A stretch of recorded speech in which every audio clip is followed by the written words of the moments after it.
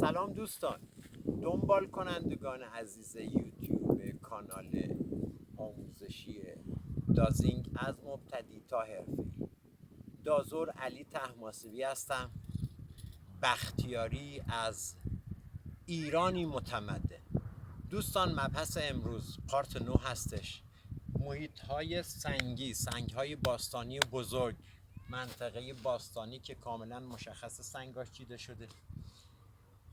ما باید بفهمیم تو کدومش بارگذاری از چطور باید بفهمیم. این یک بحث هستش که بحث مکانهای سنگی. دوستان گفتن یه پیج بذار که خیلی حرفه‌ای هستش و ساختار سنگ. اگه سنگ تک باشه چطور دستگاه بزنیم، اگه بین مجموعه‌ای از 100 تا 200 سازه سنگی باشیم چطور باید بزنیم. دوستان عزیز، شروع میکنیم. دوستان، مبحث بسا سنگ های صخره ای، سنگ های بزرگ. حالا ابعادشون شما میتونه در حد قدتون باشه، بزرگتر باشه، چطوری اینا رو تفکیک کنید. دوستان، ما الان خود این سنگ رو میخوایم یه دستگاه بزنیم ببینیم درونش چیزی جاساز شده یا نه. دوستان، حدود 1.5 متر 1 متر ازش فاصله میگیریم و یک دستگاه میزنیم. ببین دوستان، الان میگه چیزی درون سنگ نیست. حالا بالفرض که چیزی درون سنگ باشه، ما آموزش بس دوستان دهنه آنتنا رو ببینین. آنتنها نزدیک میشن، هرچی من به سمت سنگ برم رو به قفلی میرن، چون سنگ ابعادش، من بالاخره از لحاظ قدی از سنگ بزرگترم، میتونم روش قفل انجام بدم به این صورت که اگر قفل شد شما مطمئن باشید که وسط این سنگ درون نیست، علا کدوم جهت بار هست. دوستان حرفه‌ای یه آنتن سنگو میزنن. دوستانی که میخوان بالاخره خطاشون بیاد پایینتر، از 4 جهت: شمال، جنوب، شرق، غرب. حالا ما زدیم و جنسی درون سنگ بود، آنتنا هم اومدن قفل کردن. دوستان عزیز، ما از سنگ بالا میریم. از سنگ که بالا رفتیم دوستان عزیز، یک قفل کامل دسته ها انجام میدن روی سینه، یعنی رو قفس سینه کامل قفل میشن. یه قفل رو به غرب و شرق، یه قفل رو به جنوب و شمال. شما مجدد چون رو سنگین و احتمال بالاخره افتادن چیزی هست، هم میتونی سر پا، هم میتونی نشسته، این فرق هم نداره، چه برای دشت چه برای صخره. آنتن دست چپ تو مرکز، آنتن دست راست بالای سر. دوستان دقت کنید، عمق صخره برعکس عمق محیط های دشت های مسطح به ازای هر دور خلاف عقرب به ساعت 1 متره. یعنی اگر این دستگاه همینجا که الان وایساده، دست چپ رو نقطه است، دست راستم بالا، نیم دور بزنه نیم متر، یه دور بزنه 1 متر، ما میفهمیم جاساز اگر عمقی هم نزد یعنی جنس از روی سنگ پوشیده شده، تو به اصطلاح تو کله سنگه، طوری جاسازی کردن بالاست. اگر دور نزد روی کله سنگ رو باید متلاشی کنید. اگر نیم متر بود، نیم متر پایین تر باید چیز بزنید. اگر 1 متر دور زد و دست چپتون نشسته قربان بود، دلیلش اینطوره که شما تو 1 متری هستید. بعد شما چی کار میکنید دوستان؟ یک چکش پلاستیکی همراه دارید. الان من نمونه خدمتتون عرض میکنم، یه لحظه اجازه بدید. من الان زدیم و سنگ جواب داد. ما اطراف سنگ رو با چکش میزنیم، ببینیم کجای سنگ صدای توخالی و طبل میده.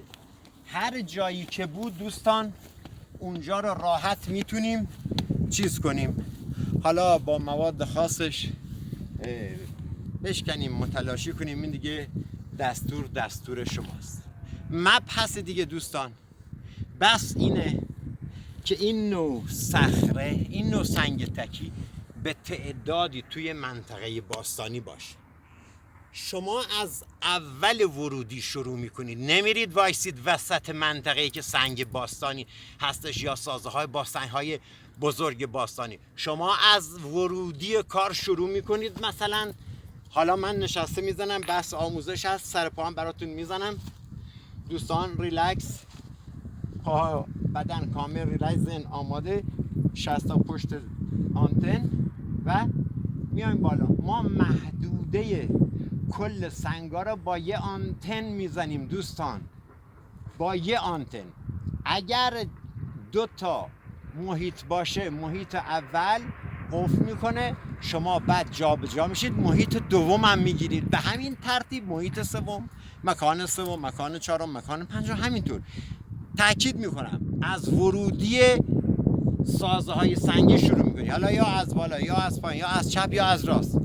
نرین وایسین وسط مکان. این بحث آموزشه که الان بنده اینجا وایسادم بغل یک سنگی که در سازهای اینجا تمام تمدن‌ها بهش خورده، از همونطور که مثلا از ایلام تا ساسانی.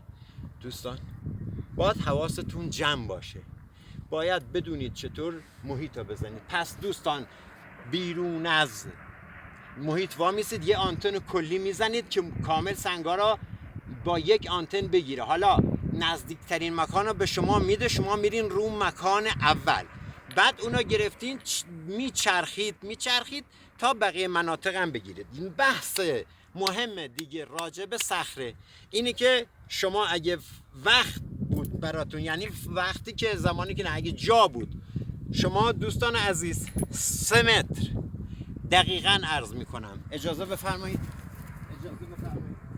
خدمتتون عرض کردم ما میایم متر رو در میاریم. یه متر باید حداقل 5-6 متر باتون باشه. از جایی که شما دستگاهتون قفل کرد 3 متر. ببین دوستان شما میایم تو 3 متری کار، یعنی باید دقیقاً 3 متر دوستان. 2.83 اینجا دوستان شده 3 متر. ما یه علامت گذاری انجام میدیم رو 3 متر. ببین دوستان 3 متر یعنی شما 3 متر باید از هدف دور باشین به خاطر حرکت دستگاه زدن پرگاری. شما دوستان عزیز مجدد دستگاه رو برمی‌دارید، میاییم روی 3 متر مونده به هدفمون وامیسیم. روی 3 متر الان ما 3 متر از مرکز هدف فاصله داریم. آنتن دست چپ رو زمین میذاریم، آنتن دست راست رو به عقربه ساعت. شروع میکنیم دور هدفمون چرخیدن، یعنی باید یک آن کامل دستگاه قفل باشه.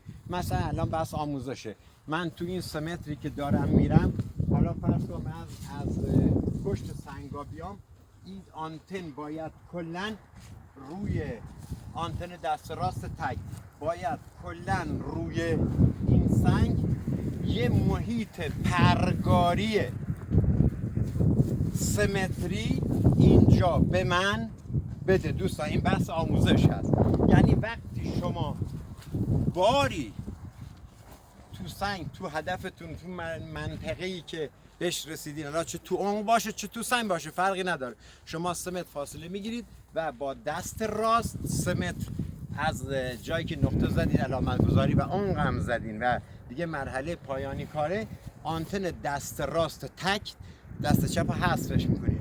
این آنتن باید به صورت پرگار کامل، یعنی حتی یک خطایی نداشته باشه که به سمت دیگه بره، باید دور تا دور سنگ یه شعاع 3 متری، یک دایره فوق العاده 3 متری به شما بده که مکان دقیق و فوق العاده دقیق هستش. دوستان این هم یه بحث دیگه. دوستان اگر سنگی که ما دستگاه زدیم و قفل شد و عمقم زدیم و نتونستیم با چکش این محلایی که شاید صدای تو خالی به علم باستان علم خیلی پیشرفته بود، بخصوص تو بافت صخره و سنگ ها عزیزان جان، اینا اگر زدین ضربه نشدیدین دوستان عزیز باید یه کار کنید.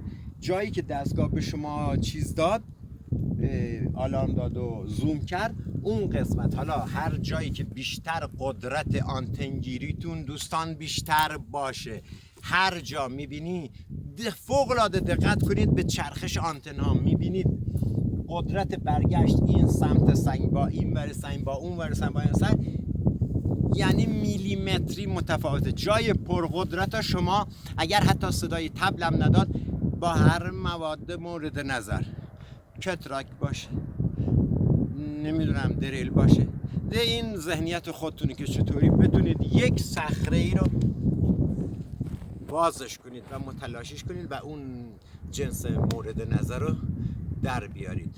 مانا و پیروز باشید. افراد موفق کارهای متفاوتی انجام نمیدهند، بلکه کارها را به صورت متفاوت انجام میدهند. دوستان مانا عزیز، پیرو آموزشات چنانچه ابعاد سنگمون بزرگتر از حد معمول باشه. یعنی شما فکر کنین این سنگ، این تک سنگ به صورت 4 متر 5 متر پله‌ای بره بالا. شما باید، من نکات ریزا دوستان تو هر پارتی یک نکته فوق مهم ریز میگم، شما باید هرچی سنگ ارتفاعش میره بالا و شما پایین تر از سطح امواج قرار میگیرید و نمیتونید اینا امواجا بگیرید، باید برید بالا، اونم فقط با پایه چوبی دوستان، چیز فلزی، تا برید بالا و اون نقطه رو اونطوری که من تو پارت قبلی گفتم دوستان بزنید. هر 20 سان، نیم متر، 30 سان، هر چی سختتون اجازه بریم بالا، یه دستگاه بزنید و سرعت برگشت هر دو آنتن رو محاسبه کنید اون بالا که بدونید دقیقاً همون جایین و رد نکردین. دوستان عزیز، یه عده میگن که بیاین دوستان مثلا شما آقا یه محفظه جیبه به آنتن اضاف کنید. آخه دوست عزیز، شما اگه چیزی به پایه به آنتن اضاف کرده که این خوراک حساب میشه. دوست من، این اشتباهات رو نکنید، نه چیزی به پایه بچسبونید نه چیزی روی آنتن. من دیدم تو اینترنت، تو فضا مجازی زده آقا بیاین یه محفظه مثلا جیب شما روی این سوار کنید. خود دوست من، این خود خوراک حساب میشه. این جای خوراکی که شما دنبال چی میگردین؟ میخوای خوراک الکی اضافه کنی به آنتن؟ این چه آموزشیه؟ یا یه دوستی میاد میفرماد آقا شما باید نوک آنتناتون یه وزنه ببندید. قربان، اگه قرار باشه نوک آنتن وزنه بسته باشه که سرعت کنش و واکنش کم میشه. این باید به حدی صاف، به حدی ظریف و به حدی هم سبک باشه که کوچکترین امواج. ما چرا میگیم برنج، فلز برنج؟ چون فلز برنج رسانه‌های ضعیف هم، یعنی رو چیزای ضعیف هم بسیار حساس هستش. پالسا، تشعشعات، ارتعاشات و چیزی که از زمین، از اشعاع باستان ساطع میشه به راحتی اینا رو میگیره. دوستان فراموش نکنید نه چیزی به آنتن اضاف کنید از نوک تا پایین، نه چیزی به دسته اضاف کنید دوستان، چون خوراک میشه، چون جای خوراک اصلی ها میگیره. فداتون بشم. ممنون، سپاسگزار. نکات یک به یک، نکات حرفه‌ای تو پارت های بعدی. هر نکته، هر پارت یک نکته بسیار مهم و آموزنده. دوستان اینم بحث صخره اینجا به پایان میرسه. پارت بعدی انشالله این پارت 9، پارت 10 آموزش داریم بسیار مهم. ما آموزش داریم چیزهایی که اصلا تو ذهن به قولی خطور نمیکنه. عزیزان من، مانا و پایدار باشید دوستان. دازینگ ابرقدرت دوستان، فراموش نکنید دوستان. خواهش میکنم سابسکرایب کنید، لایک بزنید و اون زنگوله رو هم بزنید. ممنون همه دوستان میشم. قصد اهانت، جسارت به هیچ گونه مارک، هیچ گونه دستگاه تولیدی و هیچ نظریه ندارم. بنده نظریه دارم میدن که به 100% موفقیت ختم شده عزیزان. اینم نکته کلیدی کار. بازم میگم نه چیزی رو آنتن میچسبونید نه چیزی روی پایه اضافه میکنید، چون خوراک میشه، چون وزن رو میبره بالا، آنتنا کارایشون از دست میدن، بخصوص خوراک حساب میشه و به شدت فریبنده است و محیط های کاذب بهتون نشون میده. مانا و پایدار عزیزان من.